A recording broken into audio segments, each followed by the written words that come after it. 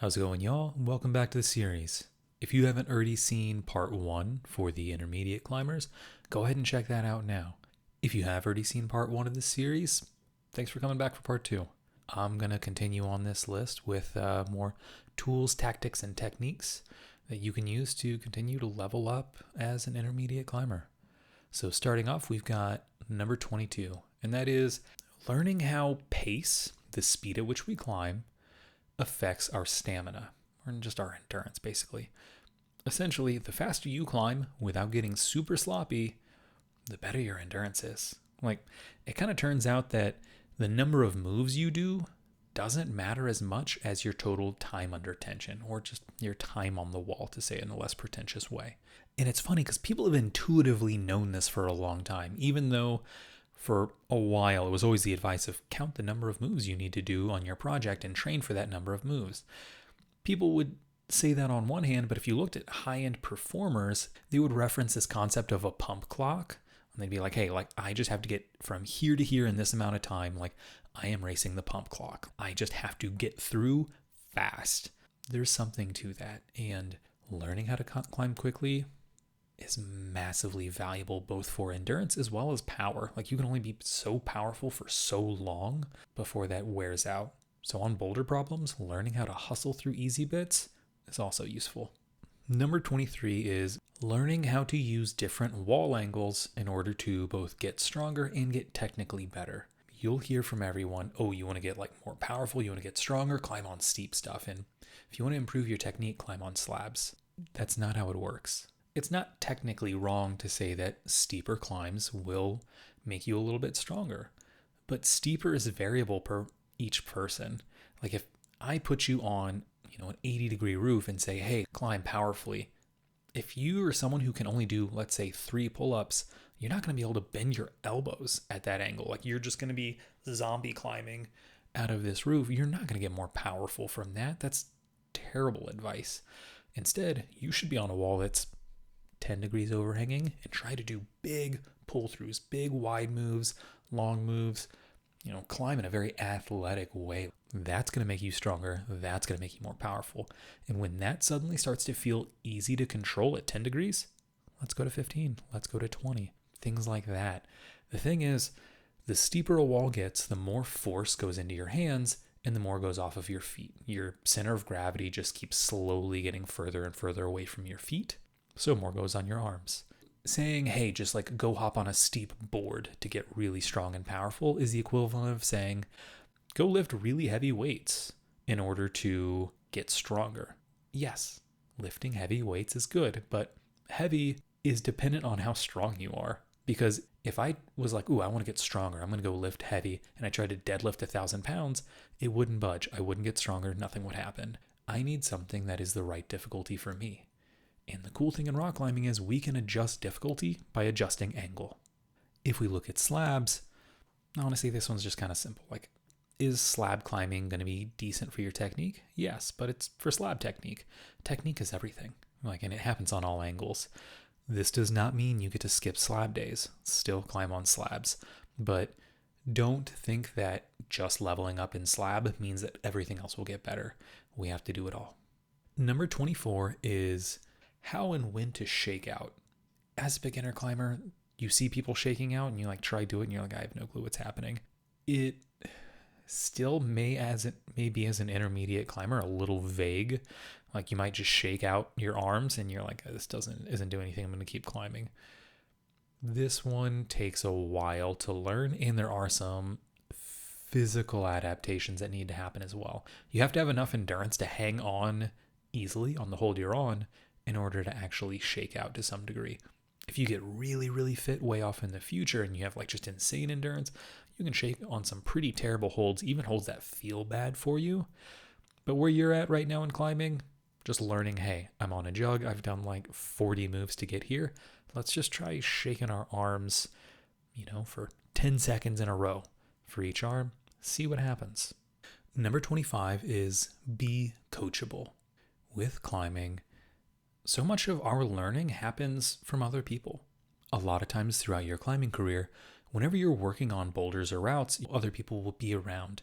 And these other people are going to have insights that you don't. They're going to have different experiences. They're going to have learned different lessons over time. If you can learn how to take their input and their feedback in a way that's useful instead of getting defensive, then man, you're going to learn a lot of lessons really quickly, because you shouldn't have to learn all of this on your own. Like, don't make all the mistakes by yourself.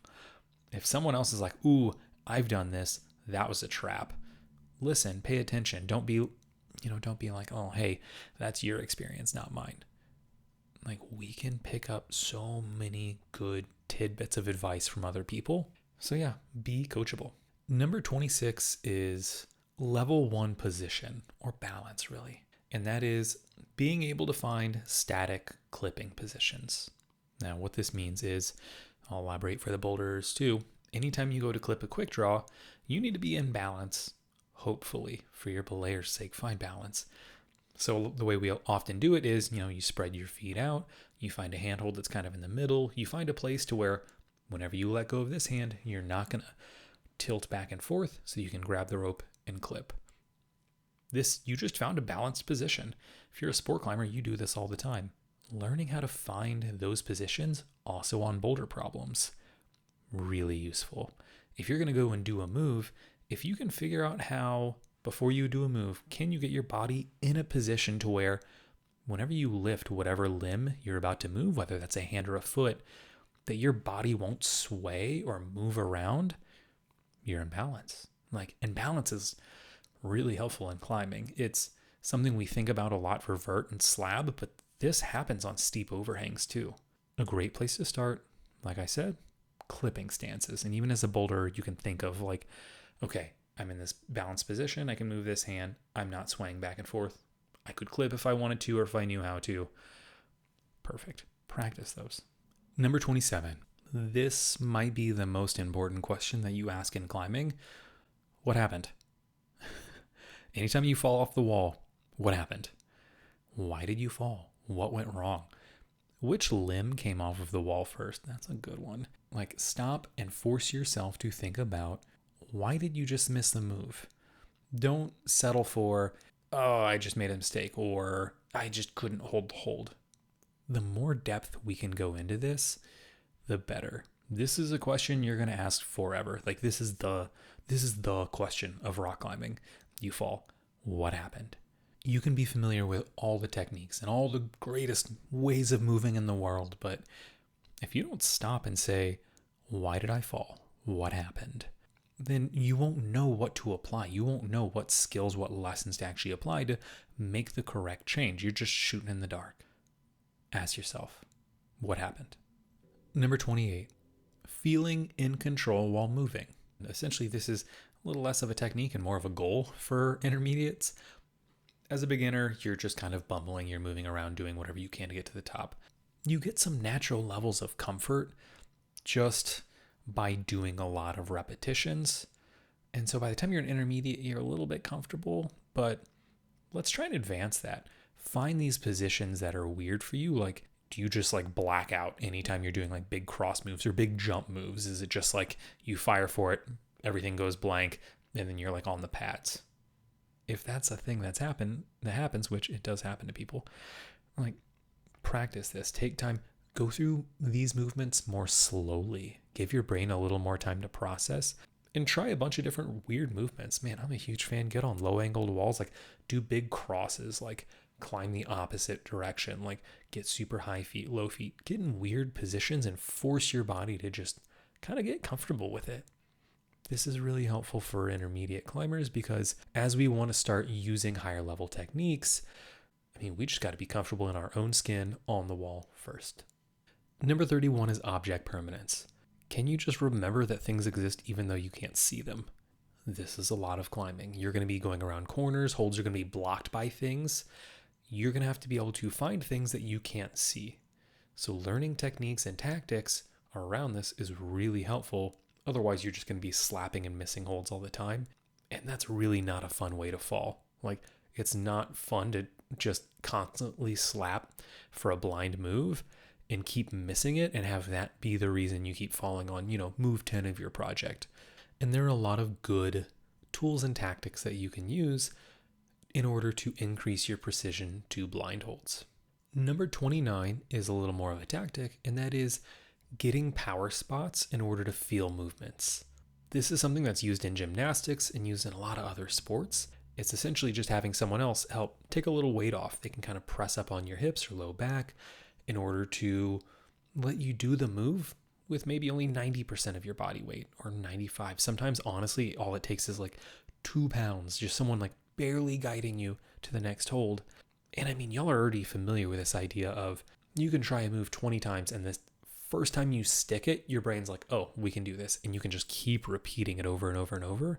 Power spots kind of hacks that system. It lets you jump ahead and feel what that's supposed to feel like. And it can kind of let your brain say, oh, we actually sort of know what we're doing here. I think I can kind of repeat that. This is one of those tactics that is hiding in plain sight. As long as you climb with someone else, this is a really easy one to use, and it's so incredibly helpful. I mean, this is a tactic that you can take with you no matter how strong you end up getting, no matter how good you end up getting, you will never be above using power spots. Number 30 is getting used to the feeling of having your hips closer to the wall or further from the wall. We want this for 2 distinct reasons. One, that whole concept of what happened, being able to, after you fall, kind of imagine what your body was doing and where you were at, having one more plane of motion that you can kind of account for whenever you're trying to feel out what happened. But 2, having your hips in sometimes is very helpful. Sometimes it's going to backfire and it's going to make moves much, much harder. So getting used to the sensation of having your hips really far in or really far out allows us a little more control over another variable that we can play with whenever we're problem solving.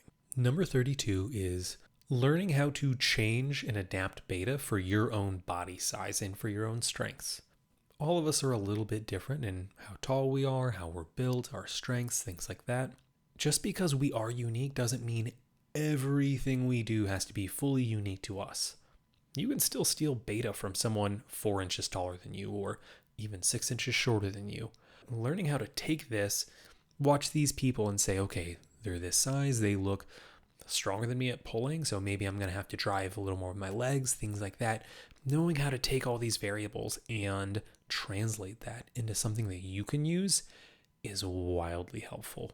A lot of times on harder climbs, whenever you're trying to solve something that's going to take you days, you're going to probably climb on it with other people. And it's such a wasted opportunity to be like, oh, well, this person's super tall, so, it's just not even helpful for me to pay attention to what they do. It's like, no, it's actually super useful. Like, watch other people, look what they do, see if you can adapt their beta to yourself, because you might be surprised. Number 3 plays off of number 32, and that is learn how to mimic other people's styles. So if you're a short person, mimic how tall people climb. If you're tall, mimic how short people climb. It's really funny watching taller climbers, especially in this intermediate range, are often really bad at getting very extended. They have the reach. They can just span as far as they want, but they always climb in a range that's really comfortable for them. So it looks like they do big moves to everyone else who's, not 6'5", but they actually may only be using, 80, 90% of their reach. Fascinating enough, short climbers do the exact same thing. A lot of really short climbers, I'll meet climbers who are 4'10", who are terrible at getting bunched. Now they use very, very high feet. At least I think these feet are high. But when you actually take a step back and look, you're like, oh, you're not bunched up at all. Like, you have so much more that you can compress for this. No matter what size climber you are, you should try and look at how other people climb and say, can I take something from there? Like, what is the lesson here? It doesn't matter if they're built differently than you. Look at how they apply themselves and see, can I take a little bit of that for myself and make myself a more well-rounded climber by using it? Number 34 is knowing the different parts of your shoe that you can use. So with a climbing shoe, we have the front point, inside edge, outside edge, and then also like a smear. So that's just like kind of plopping the whole shoe down. Each of those have their own advantages and disadvantages. And a lot of us, we learn as a beginner, don't step here. Still a good lesson. So a lot of us in the intermediate stage just kind of step right in the middle, or maybe on the front point. A lot of people will use this inside edge because it's like where their big toe is and it feels more comfortable. It's the outside edge that, as an intermediate, you probably need to learn how to use that and how to smear, how to drop your heel down and put a lot of surface area on a hold in order to really get more out of your climbing. Number 35 is practice moves in isolation instead of just giving a boulder problem rips from the ground every single time. Y'all, if there's a hard singular move, just go try the move by itself, figure it out, and then try it from the ground again. It's that simple. I'm not asking that you do anything crazy. You don't need to do any wild tactics. Just put more time into the thing that's hard rather than only trying the climb in full. I don't care how close you are. I don't care that it might feel like it's going to waste energy and that you could send any go now. Just do the move. It doesn't take that much energy to do one move. Just do the move. Number 36 is this commonality between mantling and slab climbing, which for a lot of intermediate climbers, these are hard skills. The cool thing is there's this thread that runs between them. With mantles and with slab climbing, if you can just remember to keep breathing and stay calm, you're going to get through a lot more of them just by doing that. Mantles are great, which, I know not everyone feels that way, but you get to just kind of like lay over the top, beach whale, and a lot of people you'll see they'll be struggling, kind of like just fighting and clawing, and they get really tired and they're trying to just turn this rock climb into a wrestling match. Man, if you have all this surface area, if you have your whole upper body on top of a boulder, just relax. Just take a deep breath, relax. It's going to be fine. It's really hard to fully fall off of a mantle, so just look around. What do you need to do? Honestly, most likely you just have to get your foot up. With mantles, get your feet up before you reach your hands further. It kind of works a lot. With slabs, very similar thing. Yes, you can fall on slabs. Obviously, slabs get hard. But with an overhang, man, all your weight's on your arms, your midsection, your legs. It's exhausting. There is a clock that you are racing to get to the top. With a slab, you're just kind of standing there. Like, if you can relax, remind yourself, hey, it's going to be okay. I'm going to breathe. You can take your time and really find good positions. Make sure you're weighting your feet well and that you're pulling in a good direction before really going for moves. Mantles and slabs, breathe, relax, take your time. It'll work out more often than you think. For number 37, it's this idea of understanding your sphere of influence. Essentially, how far can you reach in every direction? As a beginner, I said, know what your fingertips to toes is. And then how wide is your, capital T? Like how wide can your arm span reach? For this, we're now trying to think, okay, how far can I reach in every direction? How far can I reach behind me? If I have one leg extended out this way, how far can the other leg reach? If I have a leg that's out here, how high can I high step here? Being able to recognize just the combination of arms and legs and where you can reach in between them will be really helpful. Number 38 is knowing how deep to flag when back flagging. Honestly, this one's really simple. And whenever you try and back flag, keep flagging further, then further and further, and keep going as far as you can until you feel like you're going to tip upside down, then bring it back just a little bit. You will be surprised how far you can go with back flagging before you actually find the best and most advantageous balance position. A lot of times when people back flag, they just kind of put their leg barely behind them, and you can watch advanced climbers do this. They do it all the time. They do these really lazy back flags where they like sort of get into it rather than like fully sending the leg all the way behind. Don't be a lazy back flagger. Like, get into position, feel it out, feel how far is too far. You're really going to surprise yourself with this one. Number 39 is knowing when to pull with only one arm instead of both. There are going to be times where you have both hands on the wall, and it's actually going to help to take one hand off and only pull with that one arm. There are a lot of situations where this ends up happening. Maybe you can't match on a hold and there's a high hold, so you need to be able to pull like that. Or you can do what's called a discus throw and use your other arm to swing and create a lot of momentum with your whole arm and upper body to be able to do a move better. Being able to recognize this ends up coming into play more often than you would think.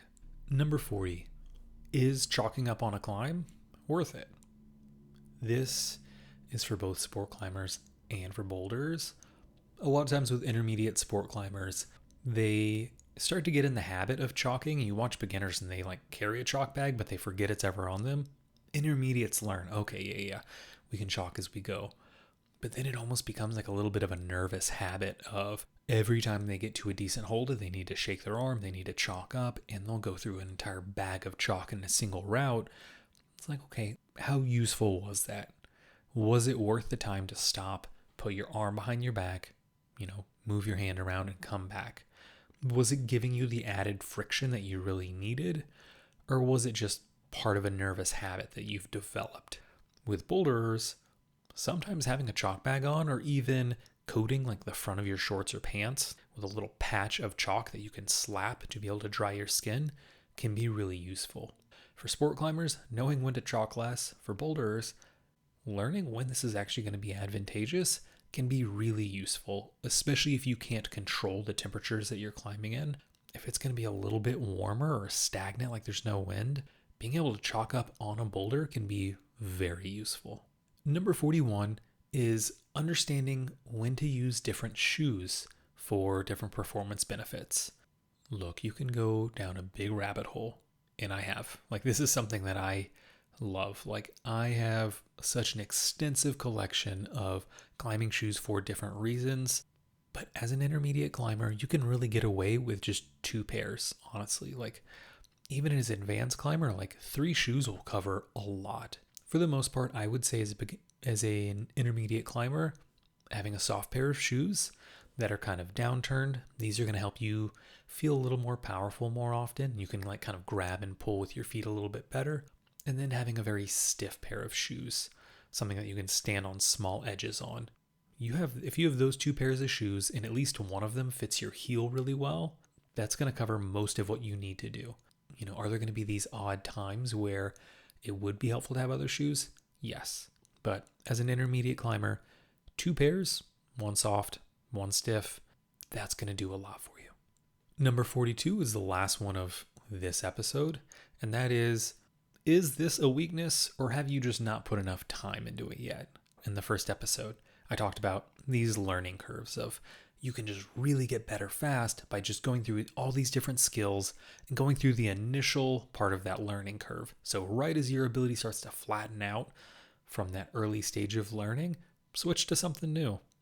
As an intermediate climber, it's hard to have many true weaknesses, things that you're going to have to dedicate multiple avenues in order to improve upon it. Okay, I need to physically train, I need to mentally train in tactics and all this. That's not going to show up quite as much. A lot of times it's the case of, if you're bad at slopers, think about how much time are you really spending on slopers? Start by spending more time on slopers and see how much better you get from that. Give it a couple weeks, a few months of consistently climbing on slopers. Doesn't have to be everything you do, just add in a few sloper boulders or sloper routes every time you go in and climb. Do that and see what happens. And then you can assess, okay, is this actually a weakness? Because if it's still really hard for you after weeks and months of dedicated work and you're not improving at all, yeah, maybe we need to try a different tact. But start with just doing the thing. Thanks for watching part 2 of this intermediate series. If there were any things in this list that you thought, man, I would love to hear more of a deep dive on that, let me know.